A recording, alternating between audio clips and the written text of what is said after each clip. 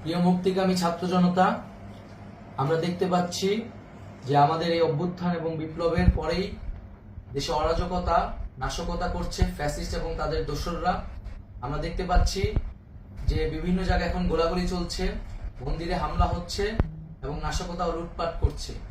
আমরা মনে করি আমাদের যে ছাত্র নাগরিকদের অভ্যুত্থান তাকে নস্যাৎ করার জন্যই পরিকল্পিতভাবে এই ধরনের ঘটনা হচ্ছে। আমরা মুক্তিকামী ছাত্র জনতাকে সজাগ এবং সতর্ক থাকতে আহ্বান জানাচ্ছি এবং আমাদের যে অন্তর্বর্তীকালীন সরকার, আমরা সেই সরকারের যে প্রস্তাবনা 24 ঘন্টার সময় নিয়েছিলাম, জরুরি পরিস্থিতি মোতাবেক আমরা এখনই তার একটি রূপরেখা ঘোষণা করছি। আমরা সিদ্ধান্ত নিয়েছি যে সর্বজন গ্রহণযোগ্য আন্তর্জাতিক খ্যাতিসম্পন্ন নোবেল পুরস্কার বিজয়ী ডক্টর মোহাম্মদ ইউনূসকে প্রধান উপদেষ্টা করে অন্তর্বর্তীকালীন সরকার গঠন করা হবে এবং ডক্টর মোহাম্মদ ইউনূসের সাথেও আমাদের কথা হয়েছে। তিনি ছাত্র জনতার আহ্বানে বাংলাদেশকে রক্ষা করতে এই গুরু দায়িত্ব নিতে সম্মত হয়েছে। আমরা সকালের মধ্যেই আমরা এই সরকার গঠনের প্রক্রিয়া দেখতে চাই। রাষ্ট্রপতির কাছে আহ্বান থাকবে যে দ্রুত সময়ের মধ্যে ডক্টর মোহাম্মদ ইউনূসকে প্রধান উপদেষ্টা করে অন্তর্বর্তীকালীন সরকার গঠন করা হোক এবং এই অন্তর্বর্তীকালীন সরকারের বাকি সদস্যদের নামও আমরা সকালের মধ্যে ঘোষণা করব।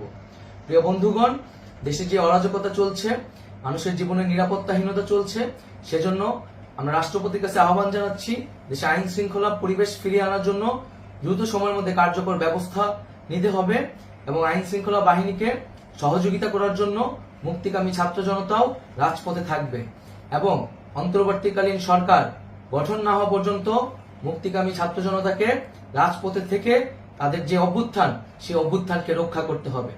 প্রিয় বন্ধুগণ, আমরা রক্ত দিয়েছি, শহীদ হয়েছি। আমাদের যে প্রতিশ্রুতি একটি নতুন বাংলাদেশ গঠন করার জন্য, সেটিকে আমাদের অবশ্যই বাস্তবায়ন করতে হবে এবং অবশ্যই ছাত্র জনতার প্রস্তাবিত সরকার বাদে কোনো ধরনের সরকার কিন্তু মেনে নেওয়া হবে না। আমরা বলেছি কোনো ধরনের সেনা শাসিত সরকার অথবা সেনা সমর্থিত সরকার অথবা এই ফ্যাসিস্টদের দোসরদের কোনো বিটিম সরকার কিন্তু আমরা মেনে নেব না। কোনো গণবিরোধী সরকারকে মেনে নেওয়া হবে না।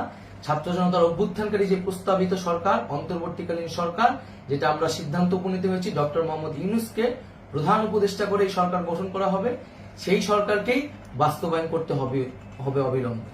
আগামীকাল সকাল থেকে সকলকে আহ্বান জানাচ্ছি রাজপথে থাকার জন্য এবং আমাদের যে সাম্প্রদায়িক সম্প্রীতি এবং রাষ্ট্রীয় সম্পদ রক্ষা কমিটির ঘোষণা হয়েছে বৈষম্যবিরোধী ছাত্র আন্দোলনের নেতৃত্বে, সকল পাড়ায় পাড়ায় এলাকায় এলাকায় সেই কমিটি পাহারায় থাকবে। আমাদের সংখ্যালঘু কমিউনিটিকে আমাদের রক্ষা করতে হবে, রাষ্ট্রীয় সম্পদ এবং এই দেশকে রক্ষা করতে হবে আমাদের।